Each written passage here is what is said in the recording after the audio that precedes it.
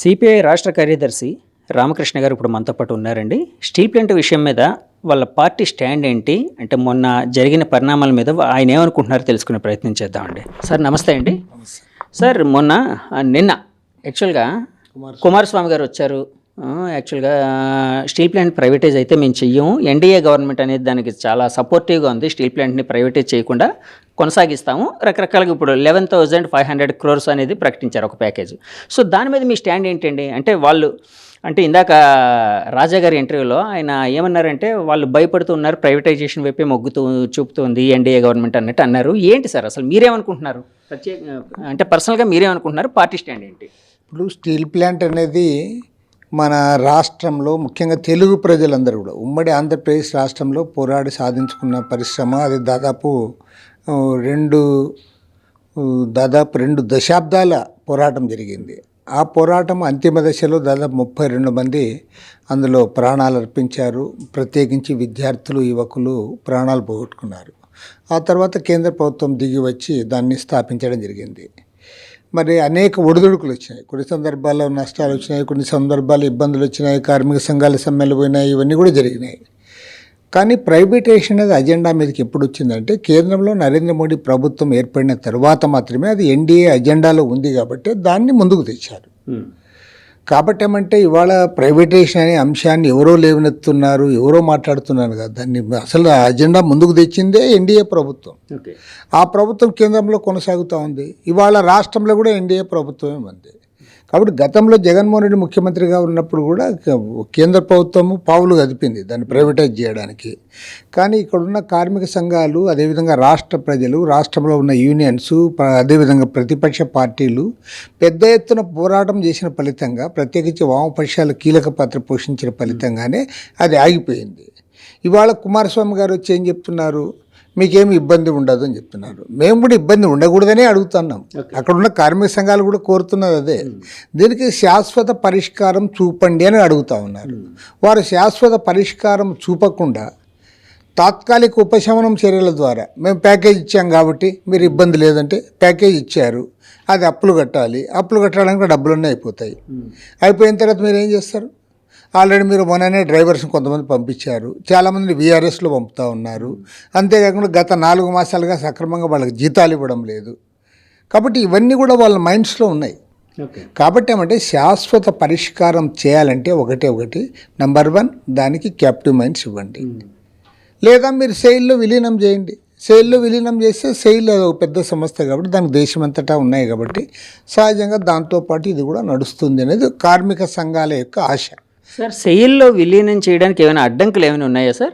ఆటంకాలు ఏం లేవు. కేంద్ర ప్రభుత్వం అనుకుంటే ఇది పెద్ద కష్టమైంది కూడా కాదు. కానీ మొన్న శ్రీనివాస్ వర్మ మినిస్టర్ గారు చెప్పేది ఏమంటే ఇది నష్టాల్లో ఉంది కాబట్టి దీన్ని లాభాల బాటలో తెచ్చినాక దాంట్లో విలీనం చేస్తాము అంటాడు. లాభాల బాటలో తెచ్చేది కూడా మీ చేతుల్లోనే ఉంది. లాభాల బాటలో రేపు క్యాప్టివ్ మైన్స్ చేయండి, విత్ ఇన్ ఏ ఇయర్ అది లాభాల్లోకి వస్తుంది. మీరు క్యాప్టివ్ మైన్స్ కేటాయించరు. పక్కనే ఇవాళ అనకాపల్లి మిట్టల్ కంపెనీతో పరిశ్రమ పెట్టిస్తామంటారు. వాళ్ళకి క్యాప్టివ్ మైన్స్ ఇవ్వాలని చెప్పి సిగ్గు లేకుండా మీరే పోతారు సెంట్రల్ గవర్నమెంట్ దగ్గరికి. వాడు ఇంకా ఫ్యాక్టరీ పెట్టని వాడికే వాడు ఇంకా ప్రైవేట్ వాడు పెడతాడంటే వాడికేమో క్యాప్టివ్ మైన్స్ కావాలని కోరుతారు. ఎన్నో ఏళ్లుగా ఒక బ్రాండ్ ఇమేజ్తో ముందుకు పోతున్న పబ్లిక్ రంగ పరిశ్రమ విశాఖ స్టీల్కి మాత్రము క్యాప్టివ్ మైన్స్ కావాలని మీరు కోరరు. అంటే కాదు సార్, మిట్టల్కి ఇప్పుడు పెట్టబోతున్న మిట్టల్ ఫ్యాక్టరీకి క్యాప్టివ్ మైన్స్ కేటాయించడని చెప్పి ప్రభుత్వం వరకు పోయారన్నారు కదా, ఎవరు పోయారు సార్? అది వీళ్ళు ఎంపీలు అడుగుతూ ఉన్నారు. ఓకే, మన రాష్ట్రానికి చెందిన ఎంపీలే మిట్టల్కి ఇవ్వండి అని అడుగుతూ ఉన్నారు. అంటే స్టీల్ ప్లాంట్ని కూడా వాళ్ళు కన్సిడర్ చేయట్లేదా సార్? స్టీల్ ప్లాంట్ వారు ఏర్పాటు చేస్తామని చెప్పిన వెంటనే వీళ్ళు మిట్టల్ కంపెనీకి క్యాప్టివ్ మైన్స్ ఇవ్వమని అడుగుతూ ఉన్నారు. నేననేది ఏమంటే క్యాప్టివ్ మైన్స్ ఇవ్వాల్సింది విశాఖ స్టీల్కి ముందు ఇవ్వాలనా లేక మిట్టల్ కంపెనీకి ఇవ్వాలనా నేను అడుగుతా ఉన్నాను. ఒకవేళ మీ వాదనే నిజం అనుకుంటే, అంటే మీరు చెప్తున్నారు కాబట్టి అడుగుతున్నాను, అంటే నేను కన్ఫర్మ్ చేయట్లేదండి. మీ వాదనే నిజం అనుకుంటే ఒకవేళ ఎందుకోసం అలా అడుగుతున్నారు వాళ్ళు? వీళ్ళ అంటే స్టీల్ ప్లాంట్ కాకుండా ముందు మిట్టల్కి ఎక్కువ ప్రిఫరెన్స్ ఎందుకు అడుగుతున్నారు? మిట్టల్ కంపెనీకి ఎందుకు అడుగుతారంటే మిట్టల్ కంపెనీ వాడు ఆ రకంగా ఇన్ఫ్లుయెన్స్ చేస్తాడు వీళ్ళని. ఓకే, సెంట్రల్ గవర్నమెంట్ ఇన్ఫ్లుయెన్స్ చేస్తాడు, స్టేట్ గవర్నమెంట్ ఇన్ఫ్లుయెన్స్ చేస్తాడు, ఎంపీలని ఇన్ఫ్లుయెన్స్ చేస్తాడు, తర్వాత వీలైతే సెంట్రల్ మినిస్టర్స్ని వాళ్ళు ఇన్ఫ్లుయెన్స్ చేస్తారు. కాబట్టి ఏమంటే ప్రైవేట్ కంపెనీలకు కార్పొరేట్ కంపెనీలకు ఊడిగం చేసే వ్యక్తులు ఇవాళ రాజకీయాల్లో బయలుదేరి వాళ్ళే ప్రధాన పాత్రలో ఉంటూ వారే ఇవాళ ప్రజాప్రతినిధులుగా వాళ్ళు ముందుకు వస్తూ ఇలాంటి కార్యక్రమాలు పూనుకుంటా ఉన్నారు. ఏదేమైనా నేను స్పష్టంగా చెప్పదలుచున్నది ఒకటి, మీరు దాగుడు మూతలు మానండి, స్పష్టమైన వైఖరితో ముందుకు రండి. ఎందుకంటే మోడీ ప్రభుత్వం యొక్క పాలసీనే పబ్లిక్ రంగ పరిశ్రమలు అవసరం లేదు, వీటిని ప్రైవేట్ పరం చేయాలని. అందులో భాగమే ఇది, అంతే తప్ప విశాఖ స్టీల్ కోసమే సపరేట్గా దీన్ని ప్రైవేటైజ్ చేయడం కాదు. వాళ్ళు వాళ్ళ పాలసీనే ప్రైవేటైజేషన్ చేయడం, అందులో భాగంగా దీన్ని చేయాలని వాళ్ళు పూనుకుంటా ఉన్నారు. కాబట్టి కార్మిక సంఘాలు వ్యతిరేకిస్తూ ఉన్నాయి, వామపక్షాలుగా మేము వ్యతిరేకిస్తూ ఉన్నాం. ఇప్పుడు వరకు అంటే నిన్న జరిగిన ఇష్యూ ఏదైతే అంటే స్టీల్ మినిస్టర్ గారు ఇక్కడికి వచ్చే హామీ ఇవ్వడం ఇదంతా కంటి తుడుపు చర్యగా మీరు భావిస్తున్నారండి? నేను అనడం లేదు, టెంపరీ అంటున్నా. కంటి తుడుపు చర్య అనే మాట నేను వాడను. ఓకే వాడరు తప్పకుండా అది, ఎందుకంటే ఒక ప్రభుత్వము, అందులో ఒక మినిస్టరు వాళ్ళు ఒక చర్య తీసుకున్న తర్వాత 11,000 కోట్ల రూపాయలు వారు ఇస్తున్నప్పుడు దాని కంటి తిరుపు చర్య అని మనం అనలేము. బట్ అది శాశ్వతమైన పరిష్కారం అయితే కాదు, పాక్షిక పరిష్కారమే, temporary solution. We want permanent solution. Okay sir, ఇప్పుడు యాక్చువల్గా మీ పార్టీ విషయానికి వచ్చినప్పటికీ ఏంటి సార్ అంటే ఈసారి 2029 ఎలక్షన్లో ఎవరితో జతకట్టుకుంటున్నారు? ఆ ఎలక్షన్లు వచ్చినప్పుడు చెప్తాం. ఎలక్షన్లే లేవు, ఎవరితో జతగట్టేది ఇప్పుడు ఎట్లా చెప్తావు? అంటే అలాగే సార్, అంటే యాక్చువల్గా సిపిఐ పార్టీలు ఎప్పుడు అంటే చాలాసార్లు అంటే ఒక్కోసారి టీడీపీతో, ఒకసారి అంటే రకరకాల, ఒకసారి అక్కడ నుంచి తెలంగాణలో టీఆర్ఎస్తో, ఇలాగ రకరకాల విషయాల్లో రకరకాల సమయాల్లో రకరకాల విషయాల మీద కలిసారు, పోటీ చేశారు ఎలక్షన్ పరంగా. అంటే యాక్చువల్గా ఇప్పుడు మీకు మిత్రపక్షంగా మీకు మిత్రులుగా ఉండే చంద్రబాబు గారు బీజేపీతో ఉన్నారు. ఒకప్పుడు మీకు ఆయన మిత్రులే కదండి బాగానా చంద్రబాబు గారు? చంద్రబాబు ఇప్పటికి మిత్రుడే, రేపటికి మిత్రుడే, వ్యక్తిగతమైన మిత్రుడు కాదని కాదు కదా. జగన్మోహన్ రెడ్డి మా శత్రువేం కాదు. మేము జగన్మోహన్ రెడ్డి ప్రభుత్వంలో ఆయన అనుసరిస్తున్న ప్రజా వ్యతిరేక విధానాలకు నిరసనగా కలిసి పనిచేసాం, ఇది చేసాం. ఎన్నికల్లో ఆయన మమ్మల్ని వదిలిపెట్టి బీజేపీతో కలిసిపోయాడు. ఎవరు? టీడీపీనే పోయింది. కాబట్టి ఇప్పుడు బీజేపీ వాళ్ళేమి 4 సంవత్సరాల 9 నెలల కాలం జగన్మోహన్ రెడ్డిని బలపరిచారు ఈ రాష్ట్రంలో. కేంద్ర రాష్ట్ర ప్రభుత్వాలు చాలా సఖ్యతగా నడిచాయి. చివరిలో ఆయన్ని వదిలిపెట్టేసి వీళ్ళతో కలిశారు, చేశారు. కాబట్టి ఏమంటే మేము మారడం కాదు, వారు మారుతా అన్నారు. మేము స్పష్టంగా ఉన్నాం. ఇవాళ కేంద్రంలో అధికారంలో ఉన్న ఆర్ఎస్ఎస్ బీజేపీ ప్రభుత్వానికి వ్యతిరేకంగా దేశవ్యాప్తంగా ఉన్న సెక్యులర్ పార్టీలు, ప్రజాతంత్ర పార్టీలు కలవాలి, కమ్యూనిస్టులు వారితో కలిసి పనిచేయాలనేది మా సిపిఐ సిపిఎం మా అజెండా. అది ఈ అజెండాలు ఇప్పుడు నువ్వు బీజేపీతో పోయి వాళ్ళు కలిస్తే మేము చేయగలిగింది ఏం లేదు. కలిస్తే మేము వాళ్ళకు దూరంగా ఉండాల్సి వస్తుంది. అంతేగాని మేము మారినట్లు ఎట్లా అవుతుంది? మేము క్లియర్గా ఉన్నాం, we are very much clear on that. దేశంలో ఇవాళ ఒక మితవాద పార్టీ, ఒక మతోన్మాద పార్టీ కేంద్రంలో అధికారాన్ని చేజిక్కించుకొని సంస్థలన్నీ కూడా తమ చేతుల్లో పెట్టుకొని ఇవాళ ఒక అప్రజాస్వామిక పరిపాలన కొనసాగిస్తూ ఉన్నారు. కార్పొరేట్లకు అనుకూలంగా పరిపాలిస్తూ ఉన్నారు. మెజారిటీ మత ఉన్మాదాన్ని రెచ్చగొడుతూ ఉన్నాడు. మైనారిటీ మతస్థులను మనుషులుగా కూడా చూడడం లేదు, 2వ శ్రేణి పౌరులుగా చూస్తూ ఉన్నారు. కాబట్టి అంటే దీనికి వ్యతిరేకంగా కలిసి వచ్చే వాళ్ళు ఎవరితోనే మేము కలుస్తాం. కాబట్టి మా పక్కా క్లారిటీతో ఉన్నాం. మీరు 2029కి ఎవరు కలుస్తారు, 27కి ఎవరు, 29కైనా 27కైనా 49కైనా మేము క్లియర్గా ఈ మతోన్మాదులకు మితవాదులకు వ్యతిరేకంగా కలిసి వచ్చే పార్టీలతో కలుస్తాం. అంటే నేను ఎందుకు అడుగుతున్నానంటే ఈ క్వశ్చన్ యాక్చువల్గా బయట వినిపిస్తుంది ఏంటంటే వైసీపీ పార్టీ కమ్యూనిస్టు పార్టీలకి దగ్గర కాబోతుంది అంటే 2029లో అంటే ఈ ఎన్డీఏ కూటమి ఇలాగే ఉంటే వైసీపీ పార్టీ కమ్యూనిస్టు పార్టీలతో కలిసి ఇక్కడ పోటీ చేసే అవకాశాలు ఉండొచ్చని కొంతమంది అంటూ ఉన్నారు. దాని మీద మీ ఆలోచన ఏంటి అని? మా ఆలోచన వెరీ క్లియర్గా చెప్తున్నాం. బీజేపీ మతోన్మాద పార్టీకి వ్యతిరేకంగా, ఆర్ఎస్ఎస్ విధానాలకు వ్యతిరేకంగా కలిసి వచ్చే ఏ పార్టీతోనైనా మేము కలుస్తాం. దీంట్లో వెరీ మచ్ క్లియర్. అది వారితో కలుస్తామా వీటితో కలుస్తామా కాదు, వారు దానికి వ్యతిరేకంగా స్టాండ్ తీసుకోవాలి కదా, స్టాండ్ తీసుకున్న పోరాటంలో రావాలి కదా, వస్తే కలుస్తాం ఎవరితోనైనా. సార్, చంద్రబాబు గారు సీఎం అయిన తర్వాత అంటే మామూలుగా అంటే పార్టీలకు అతీతంగా మీకు సాన్నిహిత్యం అయితే ఉంటుంది కదండి. ఎవరికైనా రాజకీయాల్లో అంటే వ్యక్తిగత స్నేహం అనేది ఉంటుంది, పార్టీల పరంగా ఎవరి స్టాండ్ వాళ్ళది.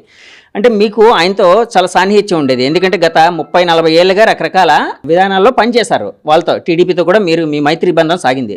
సో మీరు ప్రత్యేకంగా ఇందాక కూడా అన్నారు చంద్రబాబు గారు ఇప్పటికే మిత్రుడే అని వ్యక్తిగతంగా. సో ఆయన గెలిచిన తర్వాత మీరు ఆయన్ని కంగ్రాచులేట్ చేయడం, కలవడం ఏం జరిగిందా సార్? దాంట్లో ఏముంది పెద్ద, కాదు కలిసారు లేదా అని అడుగుతున్నాను. అది పెద్ద వార్త కాదు, that is not a news. Sir ఫైనల్గా ఓకే లాస్ట్ క్వశ్చన్ అండి. వైసీపీ పార్టీ అంటే మీరు అంటే మీ కమ్యూనిస్ట్ పార్టీలకి సంబంధించి మీకు ఒక అంటే కాదు తెలుసో లేదు సార్, జగన్మోహన్ రెడ్డి ప్రమాణ స్వీకారోత్సవానికి కూడా నేను పోయా. వెళ్ళారా? తప్పకుండా. ఒక రాజకీయ పార్టీ అధికారం లేక ప్రజలు ఇచ్చినప్పుడు వారు ఆహ్వానిస్తే మనం ఖచ్చితంగా మనం ఇది చేస్తాం. ఆ రోజు సిపిఎం సెక్రటరీగా మధు గారు ఉన్నారు, సిపిఐ సెక్రటరీగా నేను, ఇద్దరం కూడా వెళ్ళి మేము కంగ్రాచులేట్ చేశాం. What is the wrong in it? నేను తప్పు పట్టట్లేదు sir. You are asking a question as if మీరు ఇట్లా చేశారా, what is the wrong in it? లేదు నేను తప్పు పట్టట్లేదు. నో యు ఆర్ నీవు అడిగేది అట్లా అడుగుతున్నావు. నీ క్వశ్చన్లోనే అంతరార్థం ఏదో, మీరు ఆయన వచ్చారు కదా మీరు అడిగారు. అంతరార్థం ఏం లేదు సార్, అంటే నేను వేరే ఉద్దేశంతో అంటలేదు. అమ్మా నీవేమడిగా నాకు అర్థమైంది. ఇప్పుడు ఇది డెమోక్రసీ, ఇది డెమోక్రసీలో ఇప్పుడు ఉదాహరణకి మేము పూర్తిగా సైద్ధాంతికంగా రాజకీయంగా బీజేపీ రాజకీయాలను వ్యతిరేకిస్తున్నాం. బట్ ఈ దేశానికి ప్రధానమంత్రిగా నరేంద్ర మోడీ గారిని మనం గౌరవించాల్సిందే కదా. డెఫినెట్గా సార్, విధానాలను వ్యతిరేకిస్తాం తప్పితే విధానపరంగా వ్యతిరేకించడము పోరాటం వేరే తప్పితే ఆయన ప్రైమ్ మినిస్టరే. అదేవిధంగా ముఖ్యమంత్రి గారు చంద్రబాబు నాయుడు గారైనా జగన్మోహన్ రెడ్డి గారైనా దాన్ని అభినందించడం అదే పెద్ద వార్త అయినట్లు నువ్వు క్వశ్చన్ వేస్తున్నావు. వార్త కాదు సార్, నా ఉద్దేశం తప్పుగా అనుకోవద్దు. కాదు సార్, నేను తప్పుగా అంటే ఇప్పుడు ఉండే నా ఉద్దేశం సరే వదిలేస్తాను సార్. అంటే యాక్చువల్గా ఏంటంటే నా ఉద్దేశం తప్పుగా కాదండి, అంటే యాక్చువల్గా ఆయనతో సరే ఓకే సార్. ఇప్పుడు మీరు యాక్చువల్ కమ్యూనిస్ట్ పార్టీ రాష్ట్ర కార్యదర్శిగా ఉన్నారు. సో కమ్యూనిస్ట్ పార్టీలని అంటే తెలుగు ఆంధ్రప్రదేశ్లో ఏ విధంగా బలోపేతం చేయడానికి మీరు కృషి చేయబోతున్నారు? ఇవాళ జాతీయ కార్యవర్గ సమావేశాల్లో కూడా అన్ని రాష్ట్రాల గురించి చూసే చర్చ వచ్చింది. ఇవాళ ఒక రకంగా చెప్పాలంటే కమ్యూనిస్ట్ పార్టీలు గడ్డు పరిస్థితిని ఎదుర్కొన్నాయి గత 2-3 దశాబ్దాలుగా. ఇలాంటి తరుణంలో ఇవాళ మళ్ళీ ప్రజానీకాన్ని సమీకరించడానికి ఆయా రాష్ట్రాల్లో ఉన్న పరిస్థితులపైన కూడా చర్చ జరిగింది. ఆంధ్ర రాష్ట్రంలో ఉన్నటువంటి కొత్త అవకాశాలు ఏంటి, కొత్త పద్ధతులు ఇవాళ పేద ప్రజానీకాన్ని ఏ రకంగా సమీకరించాలా అనే అంశాలపైన కూడా ఇక్కడ చర్చ జరిగింది. త్వరలోనే మా రాష్ట్ర పార్టీ కౌన్సిల్ కార్యవర్గ సమావేశాలు కూడా వేసుకుంటా ఉన్నాం. ఆ తర్వాత మళ్ళీ మేము ప్రజల్లోకి పోతాం, ప్రజల్ని సమీకరిస్తాం, మళ్ళీ పార్టీని నిలబెట్టుకుంటాం. సార్ ఇంతకుముందు కమ్యూనిస్ట్ పార్టీ సహకారంతో అప్పుడు యూపీఏ గవర్నమెంట్, ఎన్డీఏ గవర్నమెంట్ అంది, ఎన్డీఏకి ముందు ఇక్కడ గవర్నమెంట్ నడిచింది, సెంట్రల్ గవర్నమెంట్. సో అలాంటి పరిస్థితి మళ్ళీ వస్తే బాగుంటుందని అంటే మీరు అనుకుంటూ ఉన్నారు. అంటే ఎవరైనా కూడా వాళ్ళ పార్టీ కూడా అందులో భాగం అయితే బాగుంటుంది అనుకుంటున్నారు. ఆ విధంగా అంటే మీ డ్రీమ్స్ నెరవేరే కాలం ఎప్పుడుంది? అది ప్రజలు ఇచ్చే దాన్ని బట్టి ఉంటుంది. మేము ఎప్పుడు బాగుండాలని కోరుకుంటాము. మరి ప్రజలు ఇచ్చే అవకాశాలను బట్టి మేము సహజంగా ఏ పార్టీకైనా ఉంటుంది. ఓకే, ఇవాళ గడ్డు కాలం ఉంటుంది, ఎప్పుడు ఇట్లే గడ్డు కాలం ఉండదు కదా. కాబట్టి ఏమంటే ఖచ్చితంగా ఒకప్పుడు బీజేపీకి 2 పార్లమెంట్ సీట్లు ఉండే, అలాంటి పార్టీ వాళ్ళ కేంద్రంలో అధికారంలోకి రాగలిగింది కదా. కాబట్టి ఆయా సందర్భాన్ని బట్టి అవకాశాలను బట్టి ఉంటుంది. మన తెలుగుదేశం పార్టీ మన ఓడిపోయిన తర్వాత అది ఉండదన్నారు కొంతమంది, మళ్ళీ వారు అధికారంలోకి రాగలిగారు. కాబట్టి ఏమంటే ప్రజల్ని మళ్ళీ ప్రజల దగ్గరికి చేర్చుకోవాలి, ప్రజా సమీకరణ చేయాలి, ప్రజా పోరాటాలు చేయాలి. ఆ రకంగా మాత్రమే కమ్యూనిస్ట్ పార్టీలు ఎదగడానికి అవకాశం ఉంటుంది.